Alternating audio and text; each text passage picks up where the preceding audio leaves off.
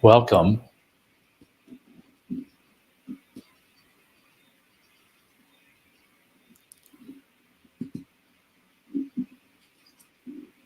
Welcome to another episode of How to Be Happier for Entrepreneurs. I'm Brad Chandler, and there's going to be only one guest today, and that's myself. I'm going to host the show. I've done a couple of these since we first started, some 83 episodes in, and I just figured it was time to do another one. So, back in, I don't know how many months ago, episode 52. I put together a list of the top 25 lessons that I've learned in my first 50 years of life. I turned 50 last year, and we made it through 8 last time. And I've been meaning to do this for months, and just the timing wasn't right. But anyway, now the timing's perfect. So I'm going to go through, hopefully, the additional lessons. If we get through them all, great. If not, I'll do another episode. So you guys buckle in. I think you're going to get a lot out of this. In a couple minutes, I'm going to share with you an amazing tool that can help you change so many things, including your relationships in your life. So as we always do, let's jump right in. And that is rule number 9, or I should say lesson, not a rule, is every problem in your life comes down to a thinking problem. So whatever negative behavior you have, you eat too much, you drink too much, you have depression, anxiety, you're scared to get on stage, you're scared to dance or speak in front of other people. Every negative behavior you have that you can't stop.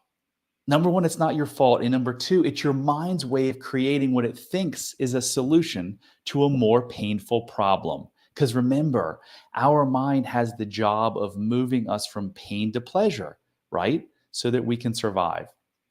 So let me give you an example. Getting on stage creates anxiety for you.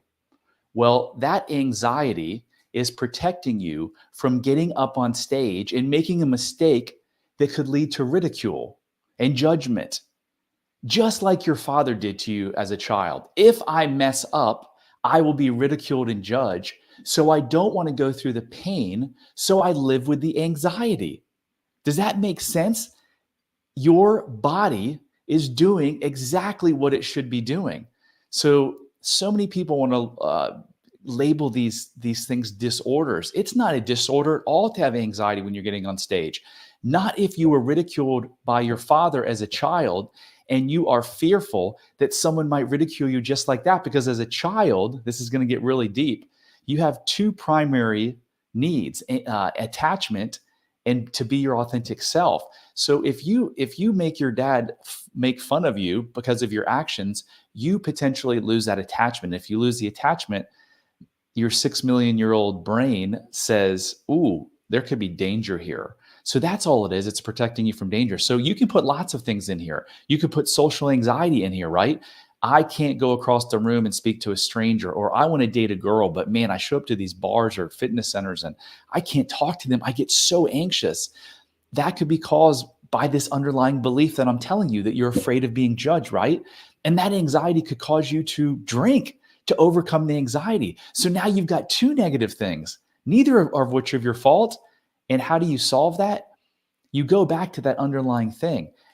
Would I be ridiculed if I got up on stage and made a mistake now? Most likely not. And so we just want to show the brain that. We want to show the brain other times in your life where you have gotten on stage or you've spoken out and you didn't get ridiculed. And then your brain's going to throw up this thing called a mismatch detector. And it's going to be like, ding, ding, ding, ding, ding. Wait, that's not the truth. And when your brain believes that, you're actually overriding the old neural pathways with the new ones. And guess what? When you do that, the negative behavior that you've tried to stop for years is gone. We could throw overeating in there. Same exact premise. And we'll come back to that in a second. So that's lesson 9. Number 10, some people have no idea they lack self-love, but it's affecting every area of your life. I was one of those people for 47 years. I was the guy who said, I don't care what other people think of me. I have a high self-esteem. It wasn't true. I showed it from the outside to protect myself, but I didn't feel it. And did it affect every area of my life? Yes. And if you lack self-love, I promise you it's affecting your relationships, your health, your business, your children, everything. So if you're curious where you fall on the self-love spectrum, just go to unlocklimitlessyou.com/quiz. Take 2 minutes and 45 seconds to answer 12 questions, and you'll know what your level of self-love is. And if it's one of the lower tiers, lack of self-love or mild self-love, don't say, woe is me. Just the opposite. Think, oh my gosh, my life can get so much better because when I figured it out, oh my gosh, my life has gotten so much better over these last 3 years. So what are some questions on that self-love quiz? Hopefully you'll find out. But talking negatively to yourself is one sign that you lack self-love. Stop talking negatively to yourself. It doesn't do you any good. Do you know that your mind doesn't know the difference between when you chastise it and say negative things or a complete stranger? Guess what? It releases cortisol. What does cortisol do? It's an inflammatory. What causes most disease? Inflammation. So please, please stop talking negatively to yourself. You see, some of you can see my shirt. It says, be your own best friend. If you wouldn't say it to your friend, don't say it to yourself. Another question on there, self-destructive behavior and addiction. Do you do things that are self-destructive? Do you have an addiction? That's a huge sign of lack of self-love. Again, not your fault. This is all just behaviors trying to protect yourself from something, from some pain that's hidden, likely from childhood. And another question, we're just going to touch on a couple of questions. Another question is relationships. Do you find it difficult to be in intimate relationships where you're trusting and you feel secure? If the answer is no, that's another sign that you lack self-love. Again, not your fault, but when you lack self-love, you almost always matched someone as an intimate partner, at least, with the same level of trauma that you had. So if you lack self-love, you're probably finding other people that lack self-love. And then what happens is you have two people that are fighting for their worth. I've done it way too many times in my life. So I know what it's like. So if you want to go take the quiz, go to unlocklimitlessyou.com and take the quiz. Okay, we're rolling. Lesson 11, questioning every emotion and behavior that you have is one of the best ways to heal old wounds. Try to stay in curiosity rather than judgment. I heard something on a podcast this morning in the sauna. How can you judge another human being when you don't understand their level of suffering? That is so true. I've gone, and I'm not perfect, but I've gone from judging people, which I used to do a lot. And when you judge other people, you're really judging yourself. And I've swung the pendulum to compassion, because when people are acting out, they're just calling for love. They're hurt and they're suffering. So you can do the same thing. Be curious. Why am I drinking tonight? Why is what my wife just said, why did it trigger me? Why do my kids trigger me? Why is my employee not showing up? Instead of placing judgment, just get curious. That's what Albert Einstein said, is just be curious. That's how he's like, that's how I got to where I was. I wasn't that smart. I was just really curious. So here's the tool that I was going to share with you guys. It's called a Joy Regenerator. It's a tool I put together a couple years ago, and you can grab it at unlocklimitlessyou.com/joy, completely free. And this is a way to help you stay in curiosity. When you find yourself having a negative emotion, you are in a fight or flight state, which means you're not present. Your mind's taking you back to a time when someone or some situation caused you a certain feeling, and you're bringing that feeling into the event or the situation that you're in right now. When you argue with your wife, your kids, it has nothing to do with the actual situation at hand. It has all to do with how you feel about yourself based on years ago.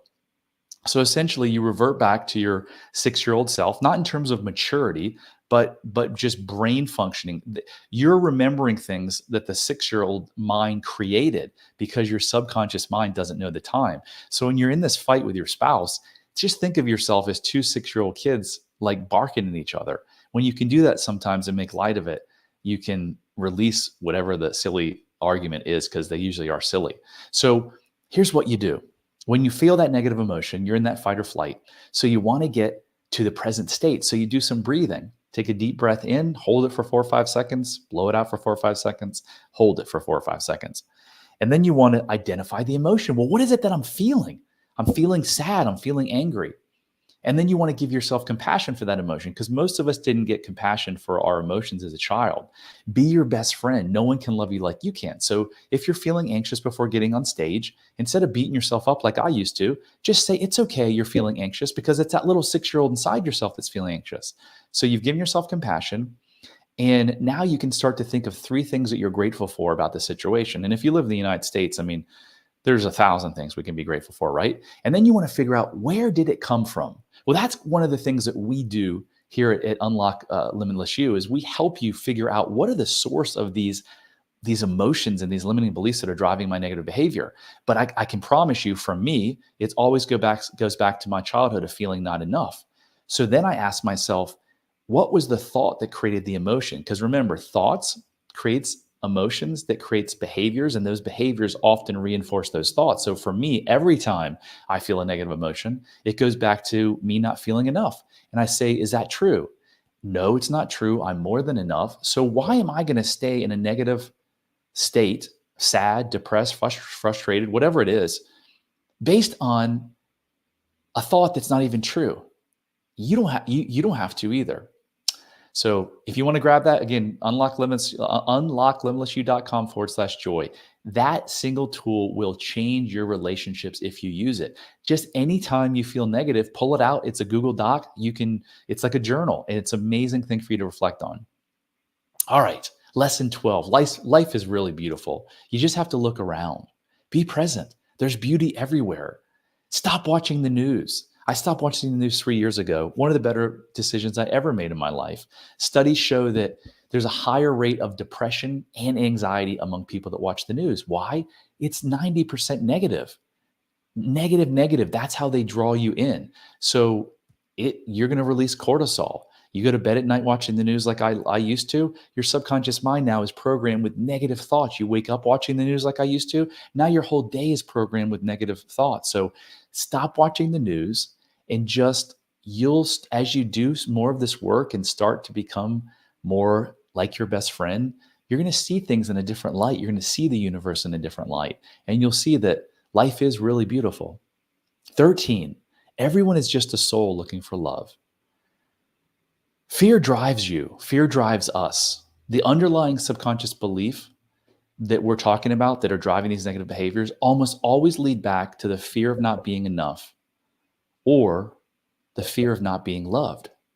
So look, you can't suffer if you live in the truth. And the truth is, you are worthy of love. So if you can just believe that and get rid of the fear that you're not lovable and you're not worthy of love because of something that happened to you years ago, again, not your fault, you're just trying to protect yourself, things become a lot better, a lot clearer. All right, lesson 14. When people call for love or call for love or show you love, which is almost every situation you encounter another human being, they're going to either call for love, which means they need love, or they're going to show you love. Someone's cussing you out on the freeway, that's a call for love. Your spouse, your child puts their arm around you, hugs you, says, I love you. That's obviously a show of love. Now, you as a human being get to respond in one of two ways. You get to respond in love, or you get to respond in fear or ego. It's your choice. If you pick love towards yourself and others, joy will ensue, I promise you. So if you take nothing out of this other than this one thing, start asking yourself, is the person that I'm dealing with, are they calling for love? Are they showing me love? And then ask yourself, how are you going to respond? And then once you respond, ask yourself, did I just respond in love or fear and ego? And if you ever have a question, I promise you it's fear and ego, because you're going to know 100% of the time when you respond in love. Lesson 15. We create issues in our children from our unresolved issues that most of us aren't even aware of. I'm talking about me. I'm probably talking about you too. I have been a single dad for 12 years. I did everything for my kids, but yet my kids had anxiety and had issues because of the way that I felt about myself. And I didn't even know it. Remember earlier, I told you that I lacked self-love and didn't even know it. Well, I was a great father. I never hit my kids. I'm there every morning to get them off to school. I'm home for dinner 9.9 times out of 10. I took them around the country for golf tournaments, volleyball practices and games, whatever it is. But yet my subconscious belief of not being enough drove them in ways that I didn't even know. So if your kids have issues, before you take them to a psychologist or a therapist or a coach, look at yourself. Go take my self-love quiz. If you lack self-love and your kids have behavioral issues or anxiety or depression, there's a good chance You're the cause of it. Notice I didn't say it's your fault, but you're the cause of it. And as you begin to heal and find love for yourself, I promise you, your relationship and their behavior is going to change. I've done it myself, and I've seen it with countless clients. Number 16, it's best just to let the universe do its thing and not worry about it. Think about this, guys. There are stars in this universe that are trillions of miles away. So the things that we think are really big really aren't. We're just this tiny little speck, right, in this universe. So many things in this universe happen perfectly. For instance, the level of oxygen, if it was off by I think 0.5% or something very, very minute, we'd all be dead. The sun comes up every day and it warms. It gives us the sunlight we need to grow the plants to give us the oxygen. Like, man, everything in this world, as Ram Dass said, is perfect. Just let it be. Don't try to fight it. One of the keys to happiness is let each situation be as it is rather than you think it should be. And you'll start seeing a difference if you can do that. Number 17, the only thing that is limiting you is you. Not your job, your commute, your weight, your spouse, your bank account, the weather, where you live. No. You're limiting yourself by the thoughts. And if you're just jumping in here, go and listen to the beginning part. Those thoughts that are buried in your subconscious mind were likely created in childhood, and they're there just to protect you. And once you figure out what those thoughts are and reverse those thoughts by telling yourself a different story, the true story, you become limitless.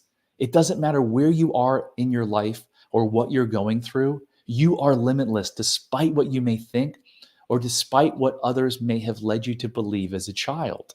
You're limitless. That's why we now name the company Limitless You. All right. 18, you don't have to suffer through life. Do you know that most suffering on this planet is self-inflicted? And how is it self-inflicted? It's self-inflicted through our thoughts. I'm not good enough. I'm not smart enough. If I'm my true self, if I'm my authentic self, people won't love me. I can never get that job. I'm going to stick at this menial job because my mom or dad told me I'd never amount to anything. It's all a bunch of bull.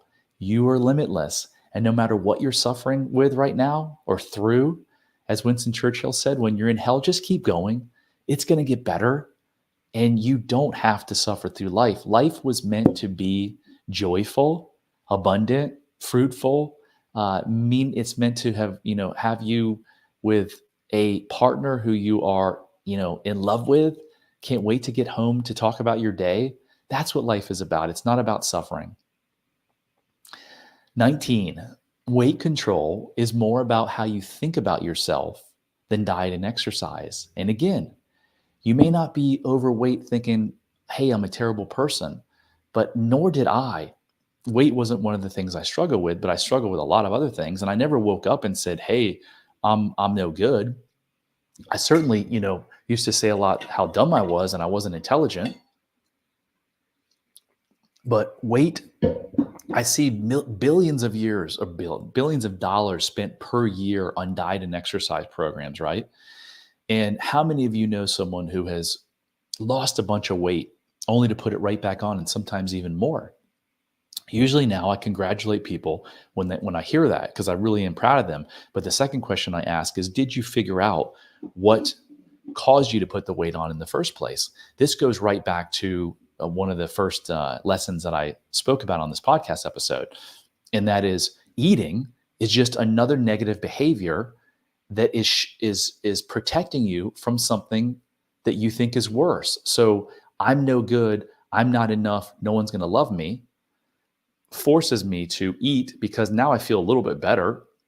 If I'm sad, why not have, a couple Dunkin' Donuts or one of my favorites, a big piece of cheesecake from the Cheesecake Factory, right? But that's why people are overweight. There's a lot of reasons people are overweight. I get that. There's hormone issues. I know I've seen countless case studies where women who were sexually abused as children. Actually, it's the reason that there's a study called the ACE study, Adverse Childhood Experiences, and it talks about how it's a scale from 0 to 10, 10 being the absolute worst. Like that means you had all 10 childhood traumas. They correlate, the higher the number, the more rate of obesity, heart attack. I mean, there's all kinds of stuff. That study was started because a weight loss doctor in California was having this incredible success, and all these women were leaving the program. And he went and spoke with them, and he was like, "Why are you leaving?" And most of their reasons were, if I lose weight, I might be a target of attack again. So again, another issue, another example of a negative behavior that's driven by this underlying thought that we think is more painful, but it really isn't. It's just an untruth that we told ourselves, because as an adult, you're safe. You create your own safety. Number 20, sleep issues are an issue of the mind. Clear your mind and you'll sleep great. I can't tell you how many clients I've had that are like, I have a racing mind, I can't sleep. And I give them the first meditation, and they're like, oh my gosh, I've started to sleep.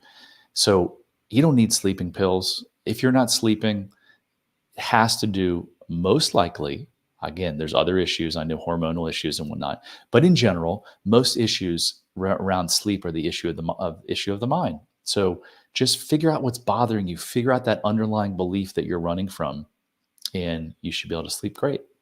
21, the 3 things that caused most people's issues in their life are: 1, feeling of not enough; 2, thinking they can't get what they want; and 3, they don't belong and therefore can't connect. Those are taken from Marissa Peer, which is she's one of my was one of my mentors, a fabulous lady. So feeling of not enough, let's go through these. I mean, there's 1,000 reasons someone could not feel enough, but you weren't born that way. So it was probably something that happened to you as a child, and you protected yourself, because as children, you always internalize bad things. So if my dad's hitting me or making fun of me, if it's my dad's fault, I'm screwed. I can't control that. But if it's my fault, I'm being hit and made fun of because I'm bad. All I have to do is be good, and then my dad will stop hitting me and love me. So I'm the problem, right? That's how we as children internalize it. If you had a lot of fighting in your family, same thing. But it's not true, right? It was never about me. And as an adult, now I can see that. Thinking that they can't get what they want. Again, I said earlier, you're limitless. You can get whatever you want once you clear out these limiting beliefs that are buried in your subconscious mind. And third, they don't belong and therefore can't connect. So as kids, we always want to be like one of the others, right? But adults, we want to stand out. So just know that you're unique. You were put here for a massive mission, and there's nothing stopping you. You're limitless. 22, I mentioned this earlier. You weren't born with any of the issues that you have now. Whether you have depression, anxiety, you have an eating disorder, you have OCD, you're a workaholic, whatever, you're mean, you don't like affection. None of that. You weren't born with any of that. They were all learned. And if you learn those, you can therefore unlearn them, right? Isn't that a beautiful thing? Absolutely beautiful. Okay, 23, true freedom can only be found through self-love. I started a real estate training company about 6, 7, 8 years ago, and it was called Brad Chandler Coaching, and coaching you to freedom was a tagline. I thought that you got freedom through money. I was wrong. Wow, was I wrong? And not most, but a lot of entrepreneurs start businesses thinking that once I have $1 million or $10 million or whatever your number is, I'm going to be worthy and I'm going to find happiness. But it's not true. Look at all the people with hundreds of millions of dollars that have taken their lives, that are dead from drug overdoses. True freedom can only be found through self-love. And if you think you're going to start a business and make a bunch of money and you're going to be happy, it's just not going to happen. What you want to do is you want to figure out how to become happy today. And then the chances of you making the money go up astronomically when you're happy, because money doesn't bring happiness. Happiness brings money. They've proven that. They literally have done studies where they looked at college graduates and their happiness level and then looked at their income level 10, 15 years later. So if you want to truly be free, just learn to love yourself. And everything we're talking about today will help that. Number 24, nothing else in life really matters than love for others and yourself. So think about it. When you're lying on your deathbed, like you are, like I am, what are we going to be worried about? What are we going to be thinking about? We're going to be thinking about, what were the relationships like with the people who were closest to me in my life? And what impact did I make? You were put here for a massive mission. You may not know it because you may have these underlying beliefs that are keeping you in this fight or flight state, and you've got the proverbial lion chasing you, but you were put here for a massive mission, and you'll figure it out. If we can help you, let us know. So love is more important than anything. And finally, the way that I end all of my videos on a daily basis is love heals all. It really does heal all, because the fear of lack of love and lack of not being enough literally drives most of our problems. So I hope that was helpful. Again, the 2 tools, if you want to download them, if you want to download the Joy Regenerator, which can change your relationship, go to unlocklimitlessyou.com/joy. I would highly urge you, go take the quiz right now if you haven't, the self-love quiz, to see where you stand. And that's at unlocklimitlessyou.com/quiz. I'm on a mission to help 1 million people radically change their lives and find the freedom and joy and love that they deserve. So if you like this podcast, please share it, like it, rate it, review it, whatever you can do. And if you want to hear the first episode of this, just go to episode 52, where I started this 2-part segment and series. And until next time, as I always do, love heals all.